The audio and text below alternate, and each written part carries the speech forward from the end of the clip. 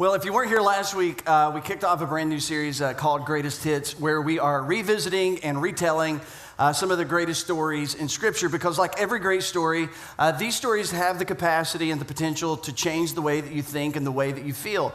It can actually affect the way that you process the world around you and process the world within you.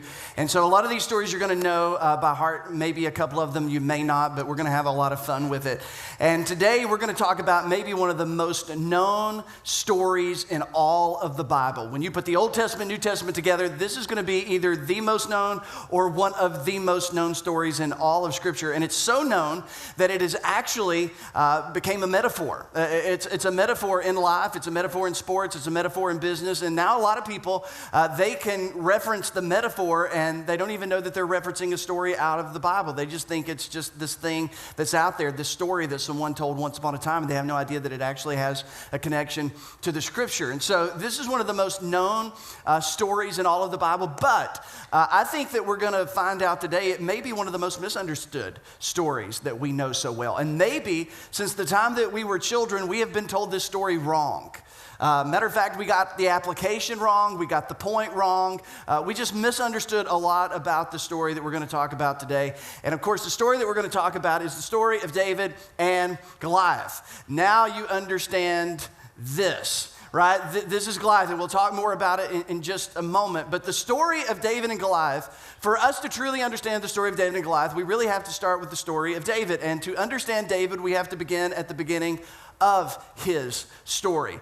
David came from a sordid family tree. I don't know what your family tree looks like. Mine certainly kind of resembles David. I don't ask a lot of questions. I just don't want to know anymore. And don't tell me. I just want to, when they're dead, we just choose to think they were great people. But then when you find out some of the dead people in your family were just heinous people, it's like a whole other thing.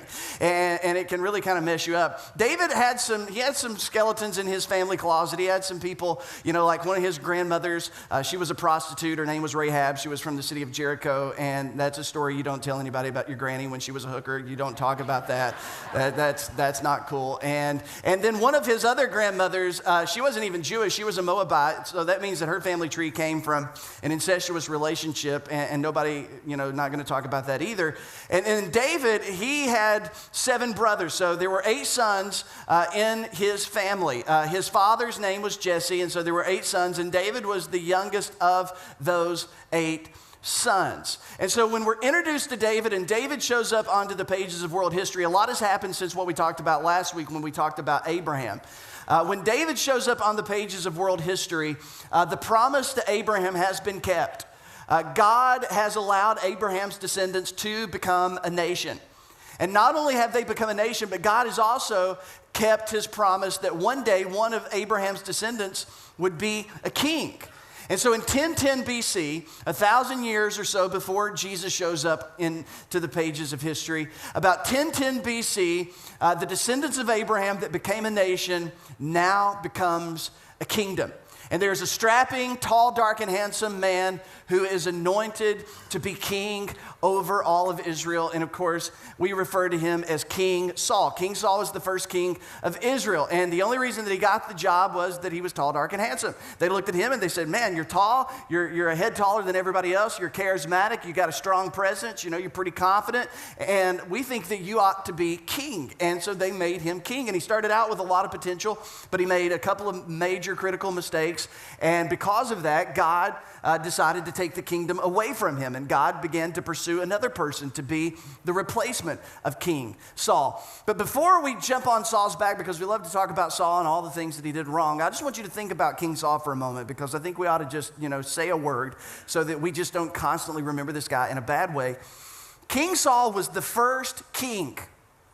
He had never been a king before. He had never taken a class on how to be a king. He wasn't given a textbook on this is what kings do and this is how kings behave. He had never been a king before over a people who had never been a people with a king before.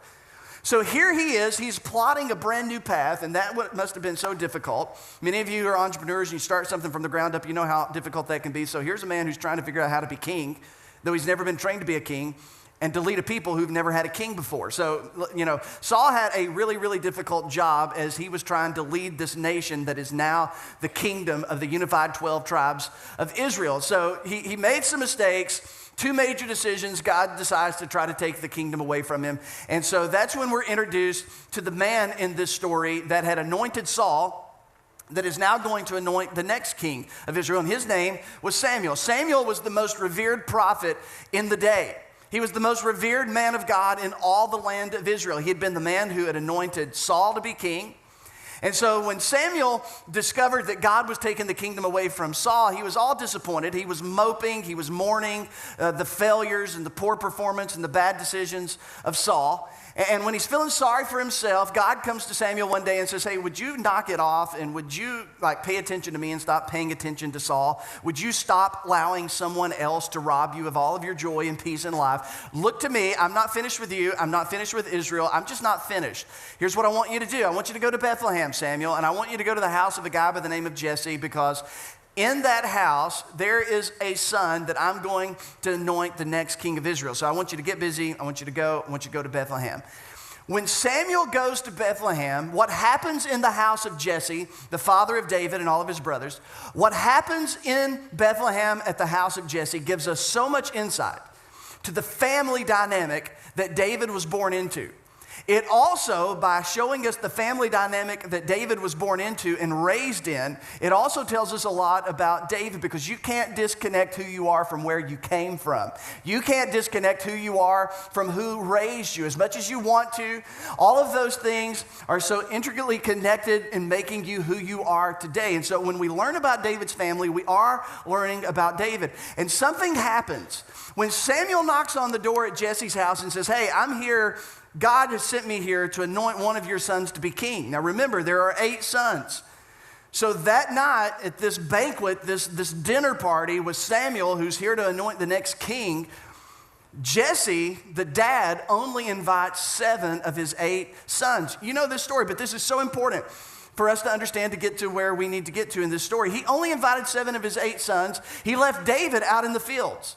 In other words, he so underestimated his youngest son, or he thought so little of his youngest son, that he didn't even invite him. And this is something that we see popping up in the story of David over and over and over again, is this unknown tension that exists between him and his father, and specifically between him and his brothers. There's animosity, there's suspicion, there's borderline hatred among the brothers towards David. And there's certainly a sense of dismissiveness from Jesse towards his youngest son, David. Now, we don't know why. We can't know why. There's a lot of speculation. Some people say that David may have been the product of an affair that his mother had with another man, that she became pregnant by another man. And the reason that they say that is that because in a later psalm, David will say these words, in my mother's iniquity, I was conceived. And some people take that as being that perhaps maybe David's mother had an affair and she'd had a baby by that affair, and now he's kind of like the outcast, or he's looked down upon. Now, we don't know if that's true. We can't know if that's true. That's one of the ideas that are out there to explain why there is this obvious tension that exists within this family dynamic towards David. So when Samuel meets all of these other brothers, the 7 brothers who are, good looking, they're tall, they're handsome, they look the part of the king.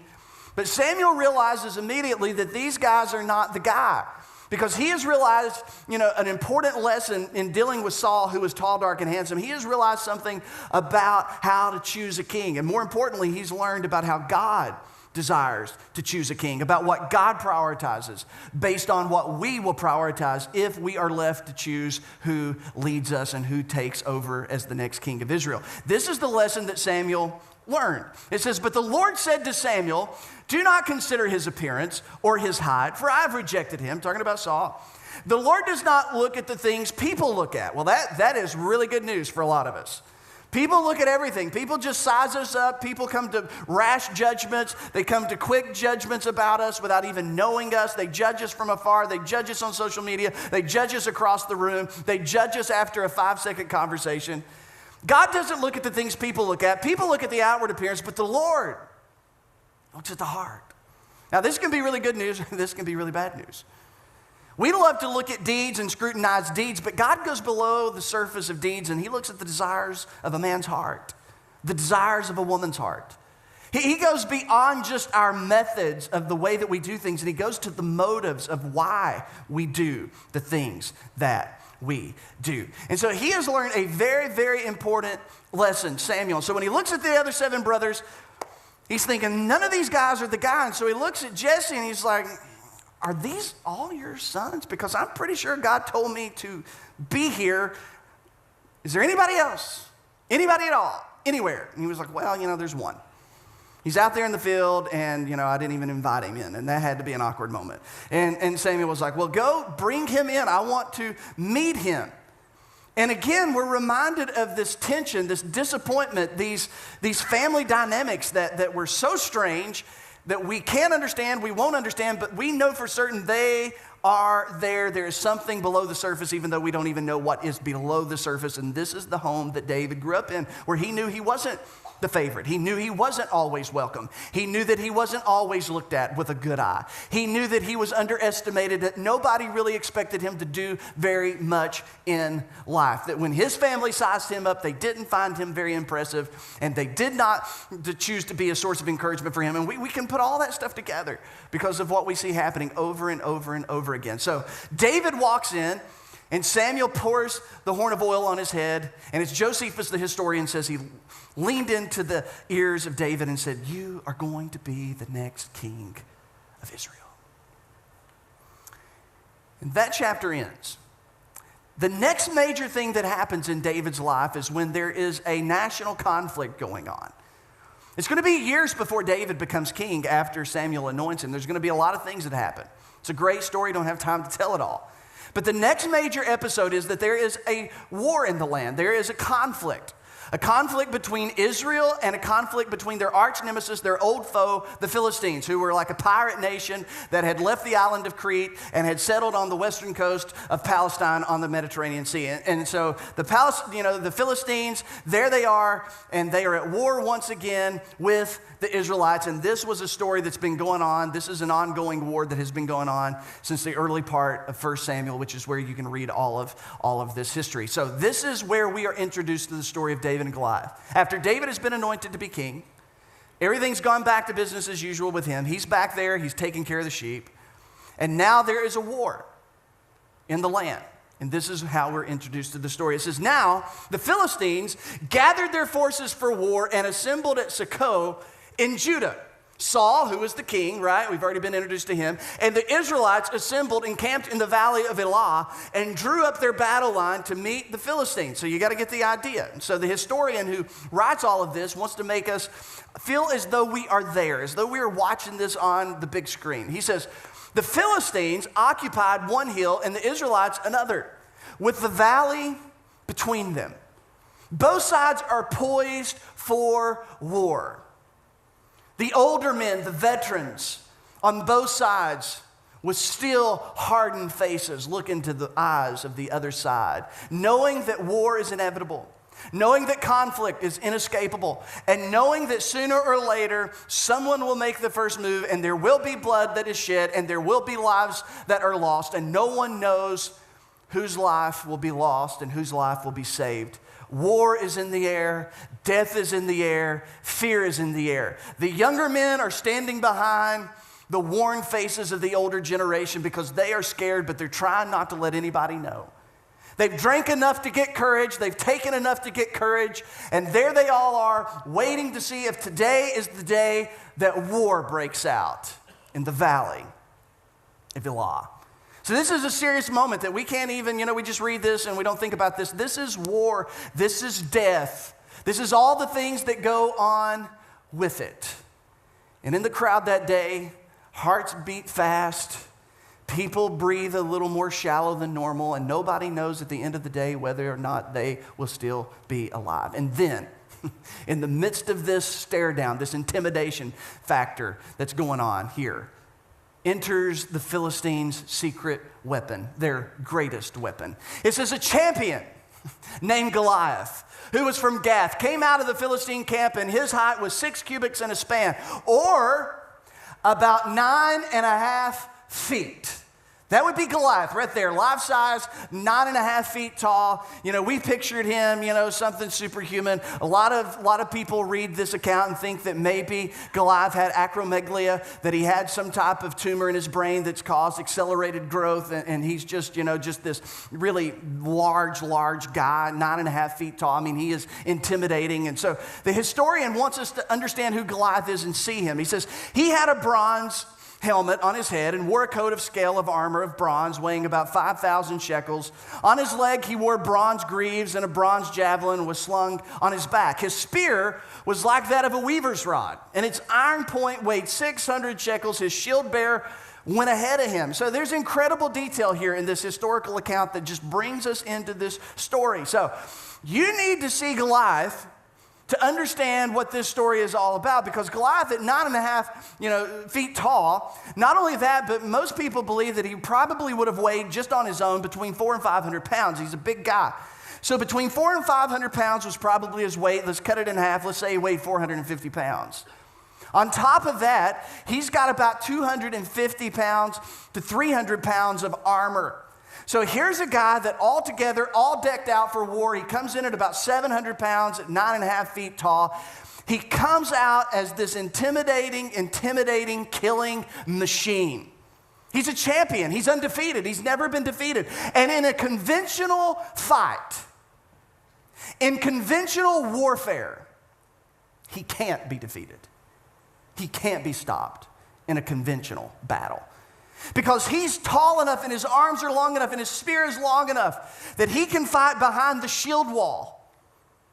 And he can reach over the shield wall and he can take you out. And in a conventional warfare, there is no strategy to beat this guy.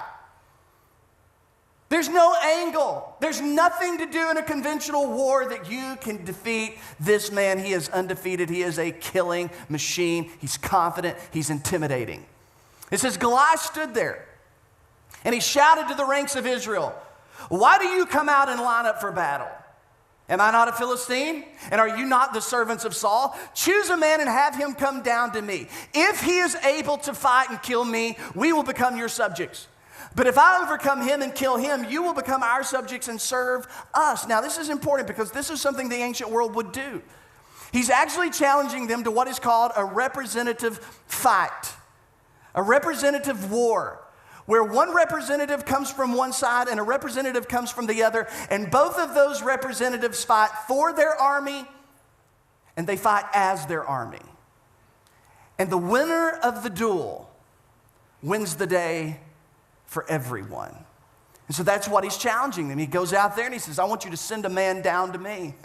And it says, on hearing, because they heard all of this, the Philistines' words, Saul, the king, the leader, and all the Israelites were dismayed and terrified.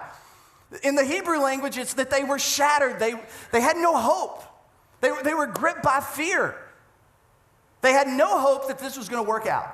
They had no hope that this was going to end well. Because here's Saul. Saul knows who the most likely candidate is to go out and fight Goliath. Who's the tallest person in Israel's army? Saul. That's how he got elected king. He's a head taller than everybody else, and the natural choice to go out and fight Goliath would be King Saul. But guess what? Saul is terrified. Now, he's not telling anybody he's terrified, but he's terrified. He doesn't want to fight. He feels trapped. He doesn't want to fight, and he can't retreat. He doesn't want to fight, and he can't retreat. If he fights, he dies. If he retreats, he's lost the respect of people. He is trapped with no way out. And here's Goliath, this big giant. And just like the giants you face, he is relentless. He is intimidating. And he comes out every morning and every evening. It says, for 40 days, the Philistine came forward every morning and every evening and took his stand, because that's how the giants in everyone's life works. They come out first thing in the morning, and they whisper in your head, they whisper in your ear, they whisper in your heart, and then they're the last thing that you think about in the evening, because that's how giants work. They are relentless, they are intimidating. They show up the first thing in the morning, and they show up the last thing of the evening, because Goliath wanted the people of Israel to be the first thing that they thought of and the last thing that they thought of relentless. Now, that's at the Valley of Elah. Meanwhile, back in Bethlehem, David is out there taking care of the sheep. It's business as usual. Jesse, his dad, says, Dave, I need you to do something. I want you to take some supplies, some food, some drink to your brothers, 3 of your oldest brothers. They're fighting with Saul. They're at the Valley of Elah. They're staring down the Philistines. I want you to go there. I want you to take them the supplies, and then I want you to talk to them. Tell me how they're doing. Come back. Tell me what the report is. So when David goes back to, goes to the Valley of Elah, the first thing that he does is that he goes down to the front of the battle line. He goes down to the very front where they're staring at each other across the way, because he's doing exactly what his father told him to do. David thinks that he has gone to the Valley of Elah to deliver food to his brothers. But God has something altogether different. God has another story that he is writing that David doesn't even know that he's getting swept up into at this moment. David goes to just run an errand for his father, but he has no idea that destiny awaits for him in the Valley of Elah. That a defining moment that is going to put him on a trajectory that will make his kingship unavoidable. And it's going to change his life. And it's actually going to change the course of history for all of us in the generations to come. So David goes up to the front of the battle lines and he finds his brothers, and he was talking to his brothers, and it says, as he was talking with them, his brothers, Goliath the Philistine, champion from Gath, stepped out from his lines and shouted his usual defiance. Remember, he's been doing this for 40 days. They've heard this.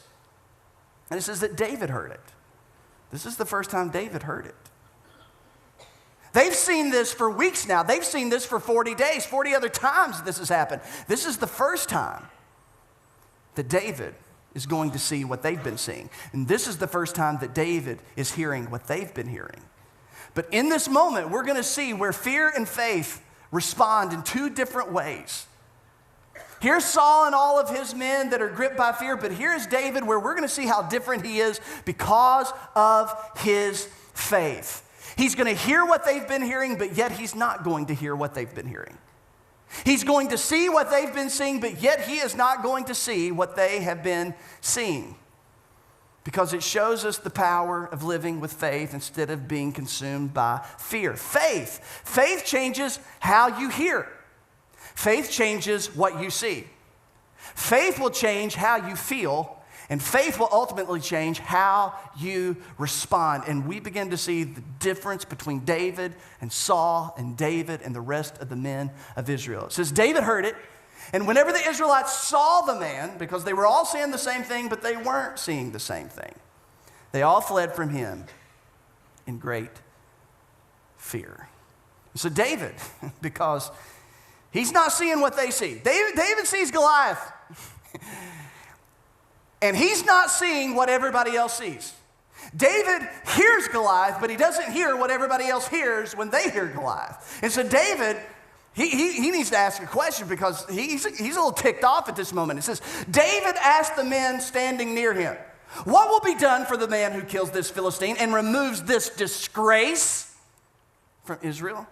Everybody else saw a guy who couldn't be defeated. Everybody else in Israel saw a man who could not be stopped in conventional warfare. David looked at him and didn't so much get caught up in the fact that he's a giant, but David looked at him and said, this man is a disgrace. This man defies the God of Israel. David had the audacity to bring God into this whole thing. Everybody else is just fearful for their own lives and its politics and its national intrigue and it's all of that. But David said, who is this man who defies the God of Israel? Who is this man who insults? Because this man, if he is an enemy of God, he is an enemy of me. Who is this uncircumcised Philistine that he should defy the armies of the living God? In other words, here's David. David looks at Goliath and says, who does he think he is? Who does this joker think he is to talk the way that he talks to the people of God? To insult, who does he think he is? A much different response than everybody else, because he heard it different, and he saw it different, and he felt different, and he's responding different. And so as he's talking, his oldest brother Eliab, listens to David saying, hey, what's the king going to do for somebody who takes this guy out? And they say, well, there's some tax incentives. You're going to get a bride out of it, all this stuff. And then his brother speaks up, and listen to this animosity. Where does this come from? He says, why? Why have you come down here? And with whom did you leave those few sheep in the wilderness? He minimizes what he's been doing. Just a few sheep. Your responsibility, it's nothing. I know how conceited you are. Wow. Where'd that come from? And how wicked your heart is. You tell me there's something not below the surface in this family. You came down only to watch the battle. Let me just say a word because I'd like to talk about this longer, but I don't have time. Eliab does what many of us love to do. We project the guilt of our own heart onto the lives of other people. And we begin to assume that everybody else is just like us. The only person who's there for the wrong reasons is Eliab, the brother of David. And he assumes that David is like him. If you don't watch, you will begin to assume that everybody thinks like you, feels like you, has an angle like you do, is trying to con like you do, lies like you do. You're going to assume everybody else is just like you. When David is nothing like his brother. And let me just say this, if you're ever going to attempt to do something great for God, you better be willing to run the risk of being misunderstood and being mischaracterized and even being disliked. Because if you try to do something great for God, they will talk about you, they will judge you, they will size you up and not even know who you are. And that's what they did to David, and that's what they will do to you. And David reminds us that in this moment, when his brother's coming at him hard, not every battle is worth fighting. David leaves Eliab alone because Eliab's an idiot. If you don't remember anything else about the message, leave the idiots alone. You can't win. You can't fix stupid. Only God can do that, and it takes him a while. All right? So just leave it alone. Not every battle's worth fighting. And so it says, what David said in that moment was overheard and reported to Saul, so it moves up the chain. And Saul sent for him, and David said to Saul, let no one, listen to what David says to Saul. David, 15-year-old David, doesn't even have his driver's license. He had to walk to the valley of Elah. 15-year-old David looks at the king and says, dude, don't be stressed out. That's the job of the king. The king was supposed to be walking through the camp saying, hey guys, chill out. This is going to work itself out. Let me tell you, I don't know how it's going to happen, but I just believe God's going to do something. No, Saul was so terrified he couldn't encourage anybody else. And David's like, chill out, man. Your servant, me, will go fight him. And then Saul, because David's constantly underestimated and dismissed.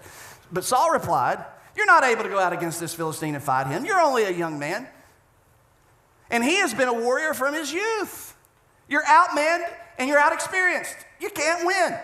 But then David said to Saul, and then David, he launches into this to try to help Saul understand, this is why I have so much confidence in the present. Let me tell you about what's happened to me in my past. Let me tell you about what's happened in the past, and that will help explain how I feel in the moment, because what has happened to me in my past is really shaping how I feel in this moment. And so he tells him about when he was a shepherd, and one day there was a bear that showed up, and he took the bear out, and one day a lion tried to threaten his sheep, and he neutralized the lion. I mean, it was crazy. So I killed both. I killed a lion, and I killed a bear. That's what I did. And I believe, because God was faithful then, I believe God will be faithful now. How I feel in the present has a lot to do with what I've experienced in the past. And so David says, this is what I'm trying to say. Your servant has killed both lion and bear. This uncircumcised Philistine talked to me. What does he say? What will be? Not maybe, not hopefully. We're not going to pray. He will be like one of them, because he has defied the armies of the living God, because the Lord who rescued me from the paw of the lion and from the paw of the bear will rescue me from the hand of this Philistine. For David, God's past faithfulness was the source of his present faith. The fact that God had showed up yesterday, it led David to believe that God would show up today. Too often when we face the giants, here's what happens. We end up remembering what we ought to forget and forgetting what we ought to remember. When we face the giants and anxiety comes and stress comes and fear comes, we recite all of our failures. We recite all the things that we should have done but we didn't do. We recite the time that we were an idiot. We recite the thing that we should have never done but we did, and oh my God. But David in this moment remembers what we should remember. He remembers that God showed up in the past, and he believes that God will show up in the present. Now, you can recite all the failures you want to when you're facing a giant, but if you go that route, you will not fare well. You will not fare well. And in this moment, we learn something about David and about us. When your confidence is in God, you begin to care less about other people's lack of confidence in you. His confidence is in God. He doesn't have the confidence of his daddy. He doesn't have the confidence of his brothers. He doesn't even have the confidence of his king. But when your confidence is in God, you begin to care less about people's lack of confidence in you. See, the principle is this. You need, and I need, to allow past victories to fuel future vision. God showed up yesterday, God will show up today. God answered a prayer once upon, God can answer it again. God's past faithfulness, it's fueling my present faith. And so David looks at Saul and says, I'm going. And Saul says, oh, the Lord be with you. Because Saul loved to use spiritual cliches to hide his own spiritual emptiness, like some of us. The Lord will move. The Lord will answer. And you don't mean it. And you don't think it's going to happen.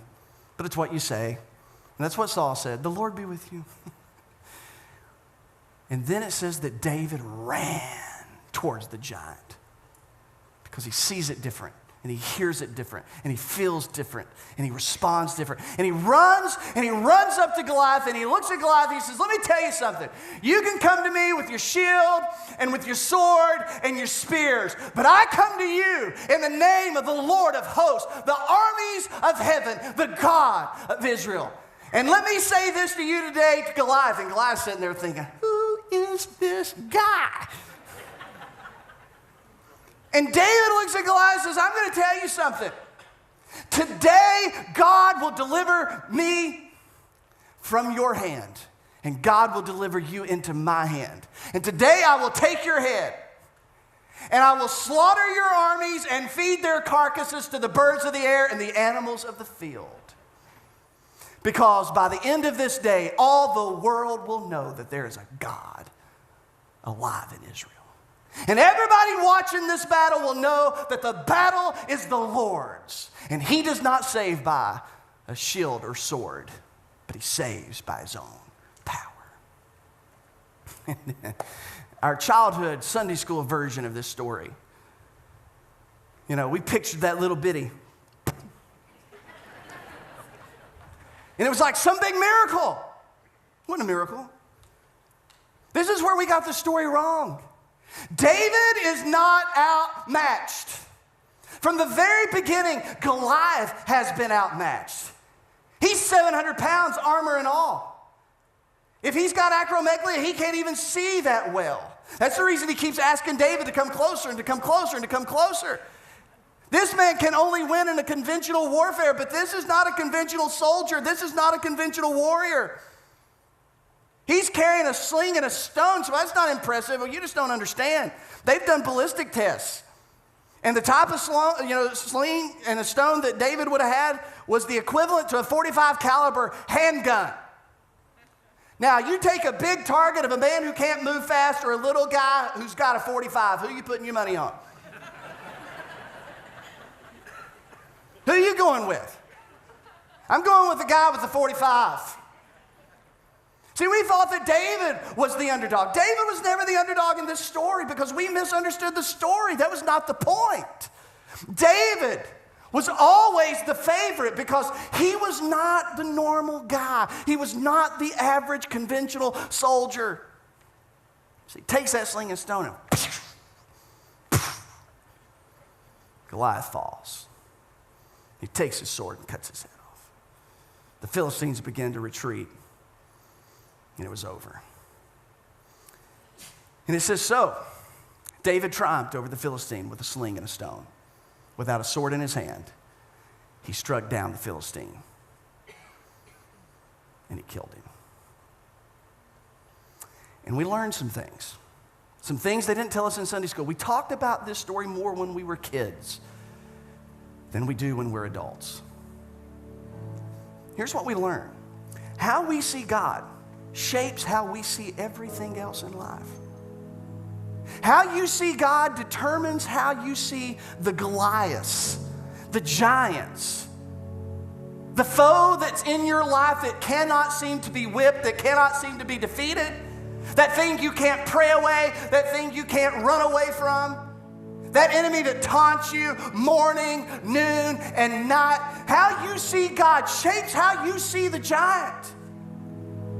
It shapes how you see Goliath. Because the bigger that we see God, the smaller the giants in front of us become.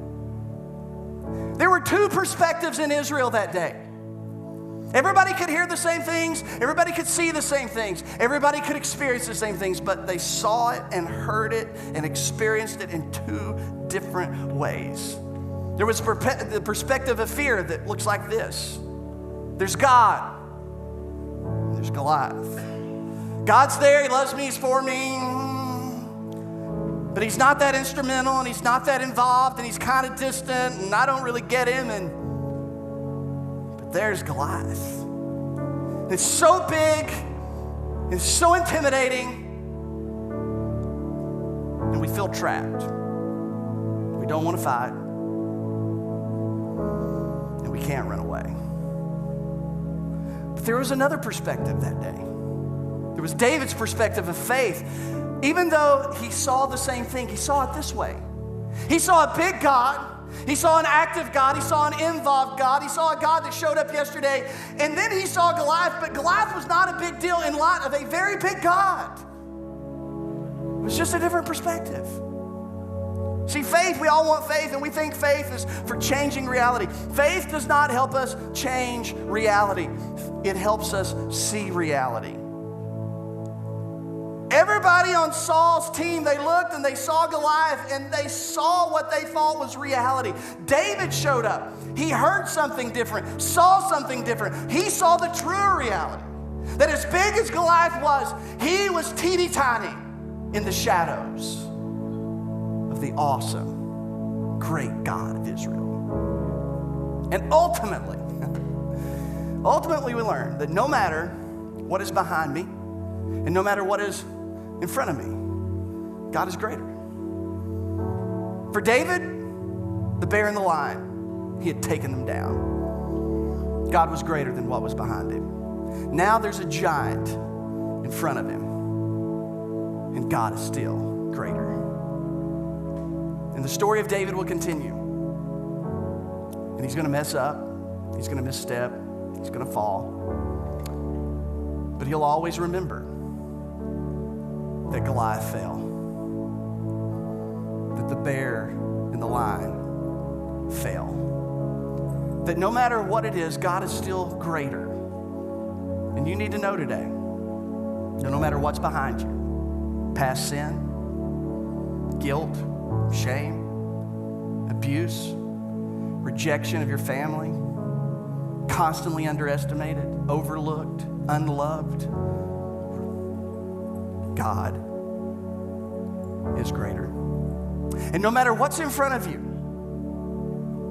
disappointment, you feel trapped, regret, fear, cancer, death, God is still greater. Because God has been faithful in the past, I can be hopeful for the future. That was David's motto. That's mine. I want it to be. I want it to be yours. So we get the story all wrong. Preachers and teachers would say, now you go be a good David, and you go slay your giant. And you have the courage of David, and you have the faith of David, and you go out and you take down Goliath. But that was not the point of the story, ever. The point of the story is you're not David. There may be a Goliath in front of you, and it goes by many different names. But the point of the story is the greater David, David's greatest son, Jesus, who was sent to the battle lines by his father, who was rejected by his brothers. And when none of us could fight the giant of sin and death, Jesus ran towards the giant, was crucified, and wrestled with death for 3 days, and took down the giant called death. And he dealt with the giant called sin. And when he was raised, he had fought for us. And he had fought as us. And his victory became our victory. And the point of the story is, your Goliath, my Goliath, has already been defeated. You are already a victor. And you just have to believe and trust that though Goliath may huff and he may puff, ultimately, he has been defeated. And we have won the victory because of the greater David, Jesus, the Son of David. Father, speak to our hearts. May we have the faith not to be like David, but to walk in the victory that was won by the Son of David, Jesus, our Savior, our Lord, who took down the greatest enemy that we'll ever face, death, so that we can say in the words of David, even though when I walk in the valley of the shadow of death, I will not fear, because you are with me. And the one who is with me has neutralized death forever. Let us walk in that faith. Let us not be gripped by fear, I pray. In Jesus' name. Our heads are bowed, our eyes are closed. God, speak to our hearts for this moment. Let us know what we need to do in response. Whatever giant's in front of us, help us to see it as a defeated foe. The habit, the behavior, the guilt, the shame, help us to see it as already defeated. In Jesus' name, speak to our hearts.